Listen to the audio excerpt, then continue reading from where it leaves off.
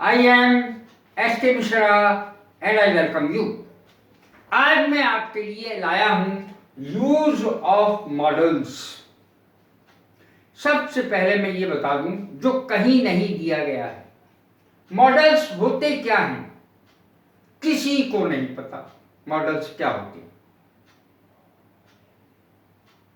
रूपात्मक, इसकी हिंदी होती है रूपात्मक। मॉडल रूपात्मक, जो कोई नहीं जानता इसका अर्थ क्या होता है, इसको अलग समझ लेते हैं। बिल्कुल भी अलग नहीं, ग्रामर से ये सेंटेंसेस टेंसेस इससे अलग नहीं है। आपने हेल्पिंग वर्ब का नाम जरूर सुना होगा। हेल्पिंग वर्ब वो होते हैं जो मुख्य क्रिया की मदद करने वाले क्रियाएं होती हैं, जैसे is, am, are, was, were, will, shall, ऐसे ये हैं। देखें कौन कौन से होते हैं ये। मे, कैन, शुड, मस्ट और टू, जितने भी सहायक क्रियाओं के रूप में होते हैं ये सब सहायक क्रियाएं होती हैं। ये सहायक के रूप में होते हैं, मुख्य क्रिया की सहायता करते हैं। देखें पहला है मॉडल मे, संभावना के लिए, अनुमति के लिए, उद्देश्य के लिए तथा हार्दिक इच्छा व्यक्त करने के लिए इनका प्रयोग होता है। मे का प्रयोग किस किस चीज के लिए होता है? हम एक ही चीज जानते हैं, सकता, इसका अर्थ होता है सकना। इट मे रेन, वर्षा हो सकती है, संभावना है। पहला ही देखें, संभावना। दूसरा देखें, अनुमति के लिए, यानी आज्ञा के लिए, अनुमति के लिए। मे आई कम इन सर, सर जी क्या मैं अंदर आ सकता हूं? श्रीमान जी क्या मैं अंदर आ सकता हूं? जब छात्र कहीं से आया बाहर से और अध्यापक महोदय क्लास में है तो वो अनुमति लिए बगैर नहीं आ सकता, तो कहता है छात्र मे आई कम इन सर। छात्र भी कहता है, और कोई भी व्यक्ति जैसे ऑफिसर से मिलने जाएं तो आप जरूर कमरे के बाहर ही खड़े होकर के कहें गेट पे, मे आई कम इन सर, क्या मैं अंदर आ सकता हूं श्रीमान जी? तो अनुमति लेने के लिए। और हार्दिक इच्छा व्यक्त करने के लिए, मे ही लिव लॉन्ग, भगवान करे वो बहुत दिन जीवित रहे, लंबे समय तक जीवित रहे, उसकी आयु लंबी हो। भगवान करे उसकी आयु लंबी हो। तो इस तरीके से तीन अर्थों में विशेष रूप से इसका प्रयोग किया जाता है। अब देखें कैन। कैन का अर्थ किस किस चीज के लिए होता है? शक्ति, सामर्थ्य, एक ही बात हुई। योग्यता और आज्ञा व्यक्त करने के लिए इसका प्रयोग होता है। शक्ति, सामर्थ्य, योग्यता और आज्ञा व्यक्त करने के लिए कैन का प्रयोग होता है, और इसका भी अर्थ सकना ही है।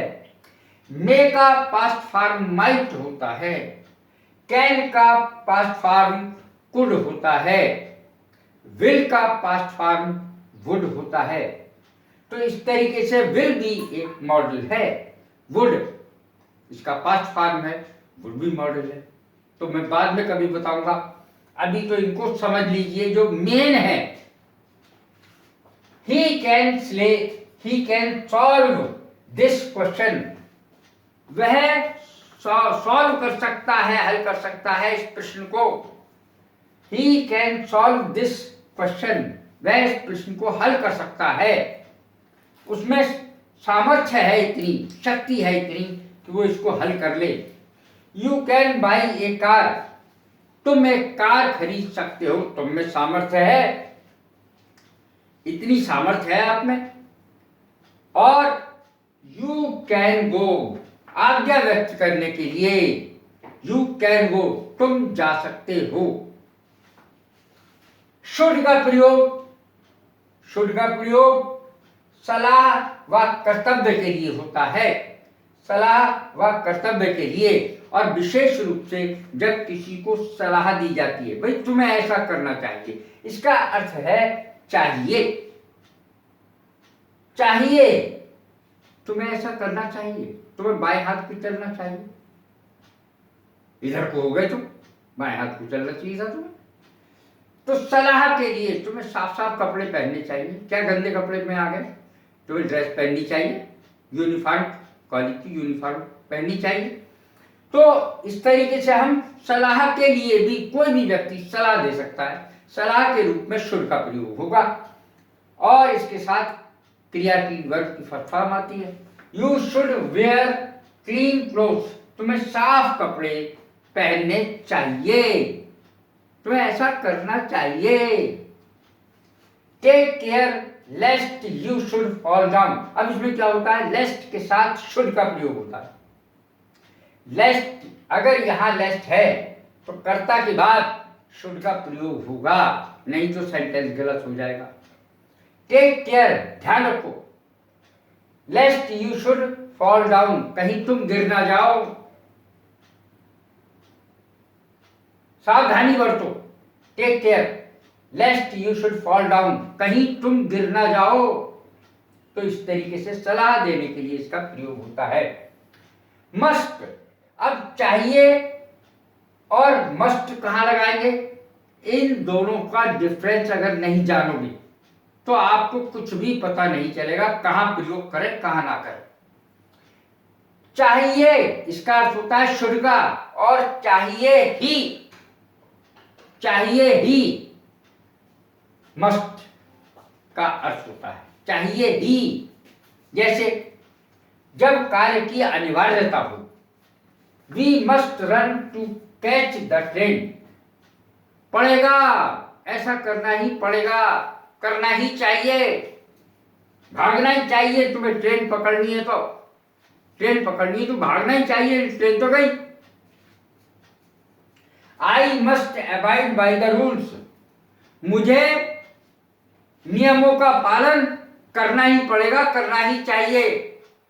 You must go to attend the marriage of your sister, तुम्हें अपनी बहन की शादी में जाना ही चाहिए, शादी अटेंड करनी ही चाहिए।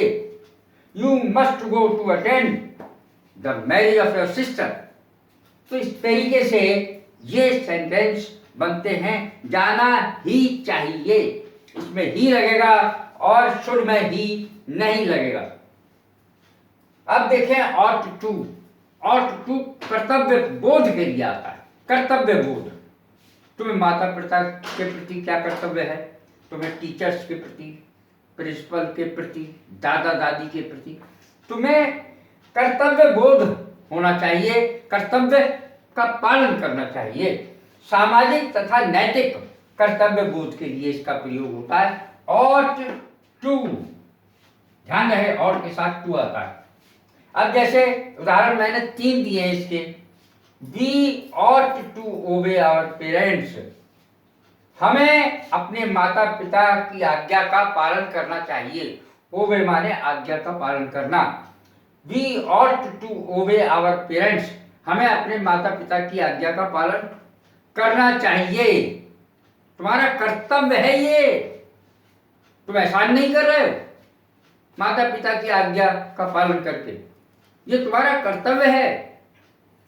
You ought to obey your teachers, तुम्हें अपनी टीचर्स की आज्ञा का पालन करना ही चाहिए, करना चाहिए, ये तुम्हारा सामाजिक और नैतिक दायित्व है कि टीचर्स की आज्ञा का पालन करो। You ought to help the poor, ये एक सामाजिक कर्तव्य है आपका कि आप गरीबों की मदद करें, अंधे की, भिखारी की मदद करें, लूले लंगड़े की मदद करें।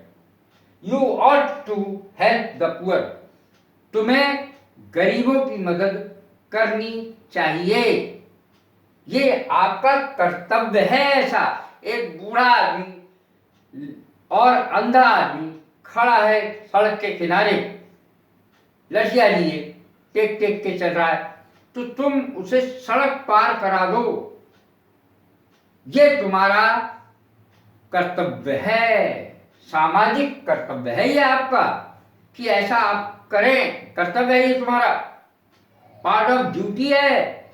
अगर आप ऐसा करेंगे तो सब आपको सराहेंगे, सब आपकी बड़ाई करेंगे। बड़े बूढ़े की मदद जरूर करनी चाहिए, गरीब की मदद जरूर करनी चाहिए। You ought to help the poor, तुम्हें गरीबों की मदद करनी चाहिए, ये तुम्हारा नैतिक कर्तव्य है, सामाजिक कर्तव्य है। कैसी लगी है मेरी वीडियो? लाइक करें, शेयर करें, सब्सक्राइब करें। God bless you. Thank you.